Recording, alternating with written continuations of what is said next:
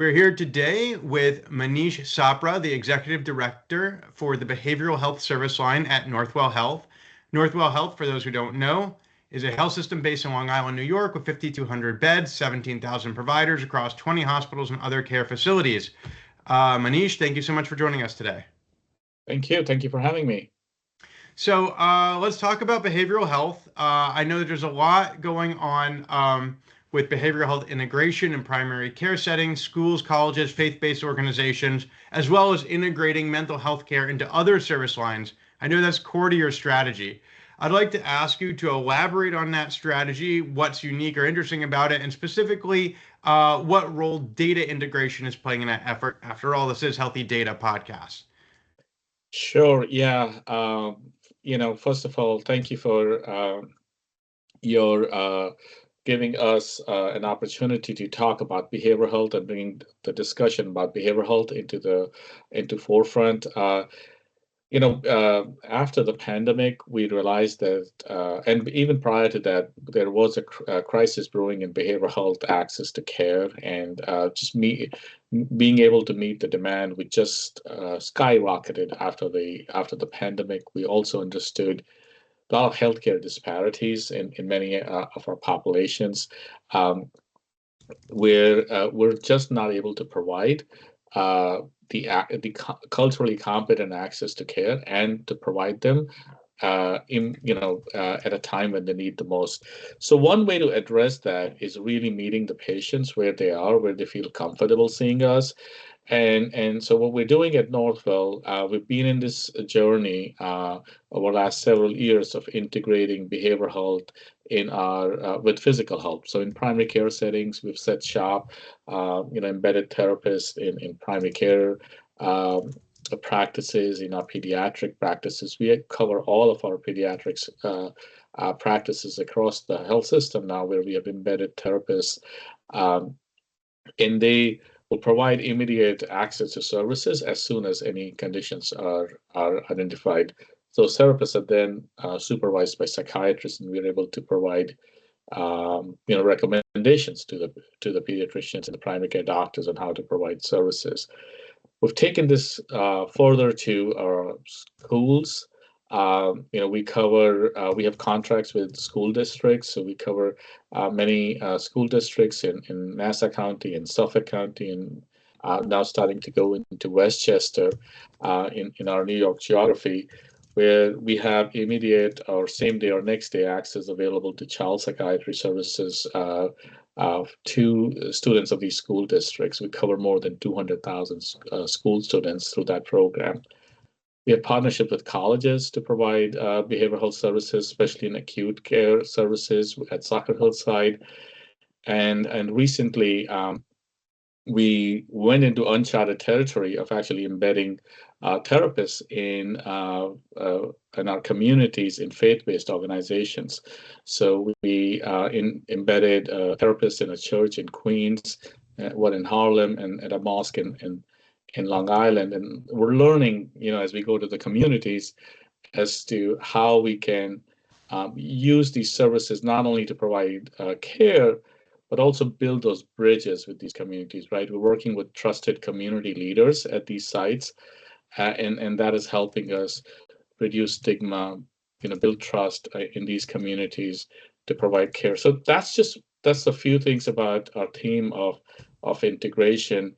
We do work with other service lines, as you mentioned, in specialty care. So we have programs, especially for folks who are going through bariatrics procedures. We have folks through perinatal care or women's health issues. We have programs that we have set up for folks going through transplants at Northwell. So we have a transplant psychiatry program, to name a few.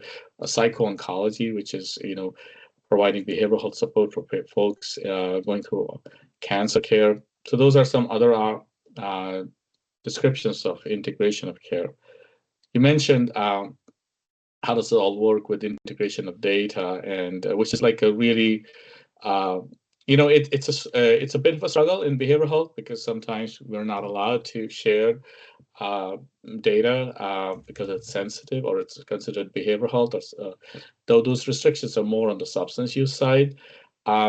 but we have done as much as we can to improve access to those cares, at least to the providers within Northwell. So when we see a behavioral health provider and we also have a primary care provider, the records are shared they can see that information.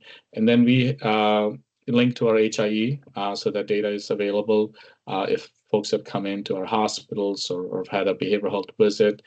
And then we're working now more on the back end of understanding the how all this is actually really helping our patients, right? So we described you the program with primary care integration. We want to study if in providing behavioral health treatment along with the medical care in a co-located setting, is that better than treatment as usual, than just referring somebody out to our practice? So we're doing a lot of data analytics right now to understand benefits of behavioral health treatment on medical care. So many questions I have after all that, Manish. On the last thing you just said, asking, does providing care in a co-located setting, meaning some kind of physical care and mental health care, is that better? If you didn't know that going into it, how did you justify this seemingly expensive investment and as an experiment to C-suite leaders at Northwell? Why did you say we want to do this? And second, how did you get, sign off to get permission to do it if you don't have the data saying that this actually improves outcomes or reduce costs or has some other material benefit to patients or the organization? Well, yeah, I mean, there are multiple ways to answer that question. But first of all, collaborative care, which is this model that I described of embedding therapists, getting supervision from psychiatrists, but working under primary care physicians, is a well-studied evidence-based model. It has over 20 years of research and has shown good outcomes, and has shown outcomes that actually saves healthcare costs on these individuals.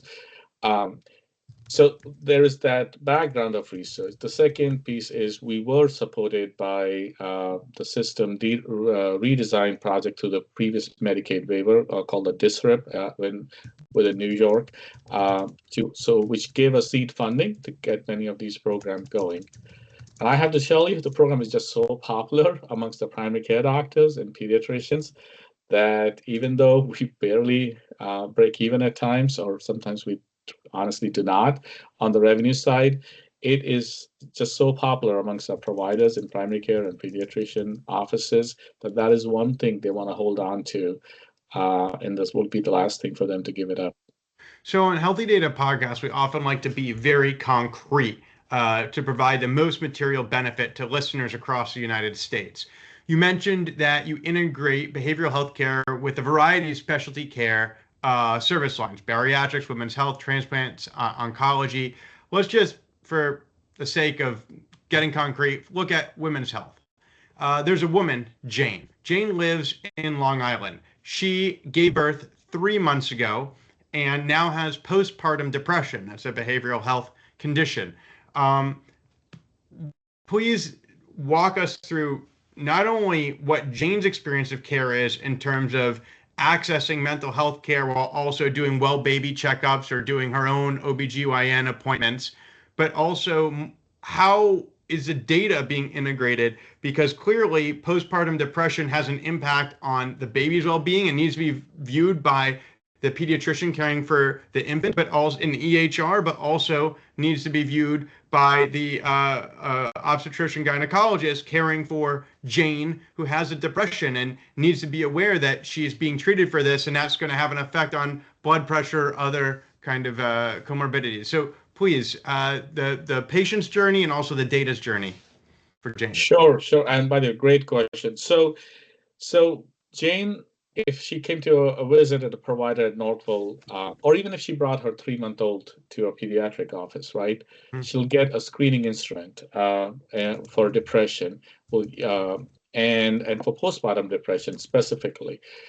And if there is a positive screener, or maybe it is because there was a conversation with her provider or the pediatrician where she mentions the needing some help or support, that will be quantified using these standardized scales, and a referral will be made to an embedded therapist in that practice.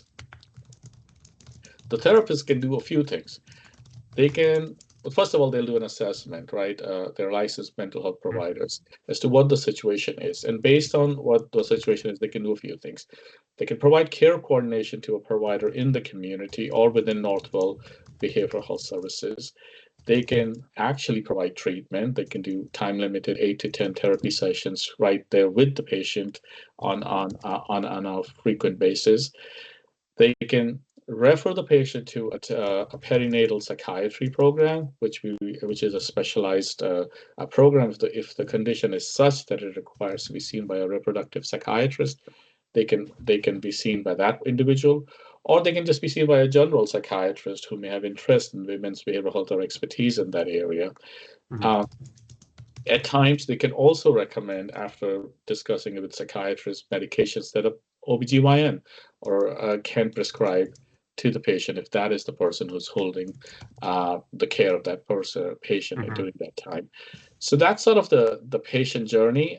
And if they do receive treatment with this care manager who we have embedded, there will be monthly, assessments on what is their depression scores, if you will, using standardized instruments to measure that. And that way we can, on a population basis, maintain a registry of all the patients that we are treating and also measure the clinical outcomes, if people are getting better or not. And as I mentioned, we do follow that, track that at this time, but we are trying to analyze now is that what are the effects on the physical health outcomes Mm-hmm. beyond the behavioral health. So, and the data journey, how are you integrating the behavioral health with the traditional clinical EHR, especially when there's such overlap with one affecting the other? So one of the things is that all documentation that happens is happening right in the medical EHR. There is no separate behavioral health EHR in this condition, Mhm. except if they went to the specialized perinatal program, that they would have that sort of a separate EMR. Because we are embedding these providers in the physical health setting, they're using the same EMRs. So their referring providers are getting access to all the behavioral health notes, and in the standardized instruments, they can graph out the depression scores, and they can follow all that right there in their medical records. So, just to be clear, the Epic electronic health record as a portal is either available to providers on a phone or in a desktop at schools and churches as well.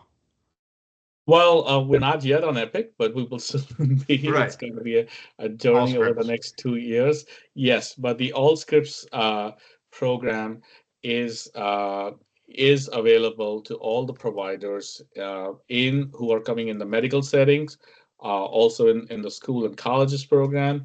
We do have a separate way of documenting for the faith-based program, just because of the community-based setting that we're in. And so, how does that data? I'm really trying to hone in on data since that's the Sure, focus of sure. this. The audience expects that with this episode is how are you integrating whatever electronic data is being input in uh, kind of a remote community-based location into the organizational enterprise EHR.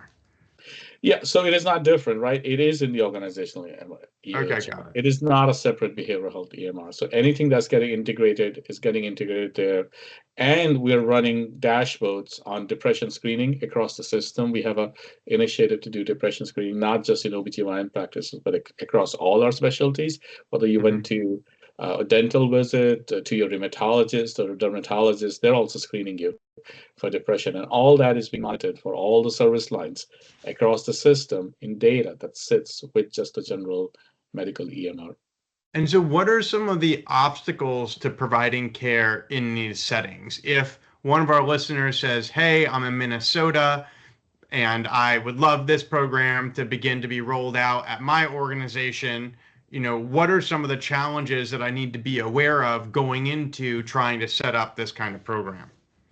Yeah, there are a few challenges for sure. One, the medical community, the beyond behavioral health, right? They have to really want this and adopt this and be friendly to it. And they suddenly see a lot of behavioral health in their day-to-day work, but do they really, what are they going to do to bring in a new discipline, excuse me, into their practice and integrate them well and endorse them, so and refer patients to them, right? So I think the one challenge is to just working with our medical community to be adopters of behavioral health integration.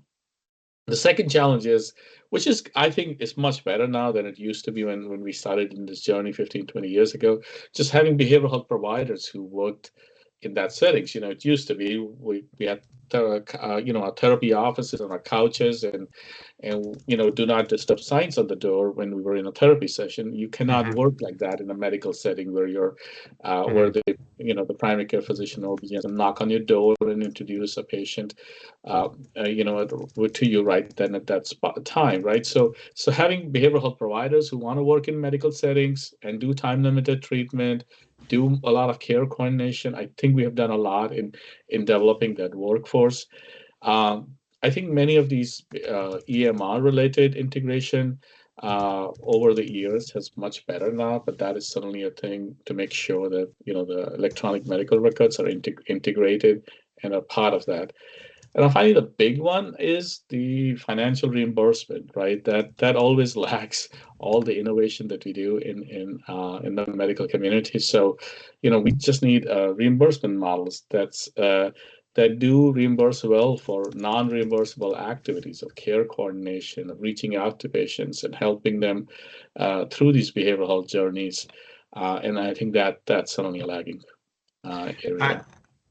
I appreciate that, Manish. We are approaching the end of this podcast episode. A few more questions, though. I just asked about some of the obstacles to providing care with this integrated model of behavioral health and multiple service lines.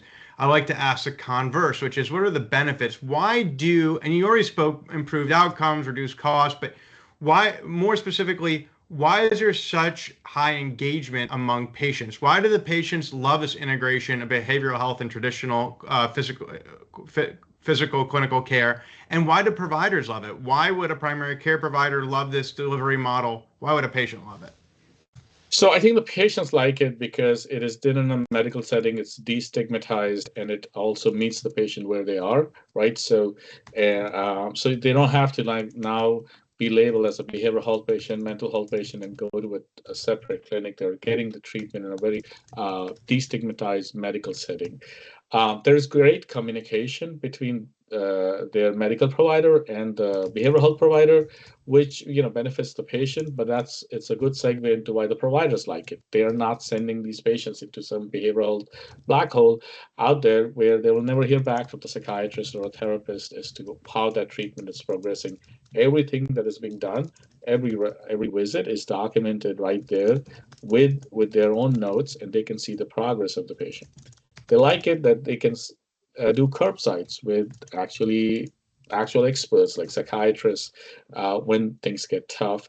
And they also like the fact, the providers, that if there are some care coordination available, because honestly, like navigating the mental health space, it's hard for patients, but it's also hard for providers as to where do they send this person who has, there's depression, anxiety that they started to treat, but I don't know if they're looking like a bipolar disorder, is it looking like OCD, who's an expert in what, which place we send them, and they have somebody in their practice who can handle that. So I think that's great for them. And lastly, I'll say why for the service line or the senior leadership for large health systems, you want everybody, we're working in this world of narrower and narrower networks and large health systems want to make sure that their patients have access to all care within that health system, right? And what better way of expanding behavioral health care than integrating care in medical settings, because it costs much less, and even if you lose money, you're losing much less than if you were, just opening out, dozens of outpatient practices out there. And it's a real, booster for patient experience. And if systems get ready for value-based care or population health, Mhm. that really sets them well. If there's a program like this. So the last question I'll ask you, Manish, before we wrap up this episode, someone's listening to this episode and they love everything that you're saying. Again, the Minnesota example, I want to do this. What's one word of advice that you'd give to them, or perhaps a word of advice that you'd give to yourself 5 years ago before you start this kind of journey? What should someone do or keep in mind as they begin to move in this direction? Yeah, I mean, I think especially in a large health system where I work, it's a constant work. It's, as I said, you're introducing new discipline in an existing space that has honestly been the same for decades, right? So, getting as senior an executive sponsorship you can get, a top-down approach on saying that this is the strategy of where the system is moving. Why is it important to treat depression in primary care setting? You know, why it's actually your job to be screening for suicide and having those discussions in a busy medical office. That message really needs to come from a senior leadership in the organization. So getting that in is the first thing. Then, of course, analyzing what other resources are available in the community, and just doing a very good analysis of that primary care setting or medical setting where we want to integrate services is done prior to moving in. I think those will be like two big things there. Well, Manish, thank you very much for joining us today. So thank you for For those having me. for those who've been listening, this has been Manish Sapra, Executive Director of Behavioral Health Service Line at Northwell Health. And again, very glad to have you on today, Manish. Thank you. Thank you. Talk to you later.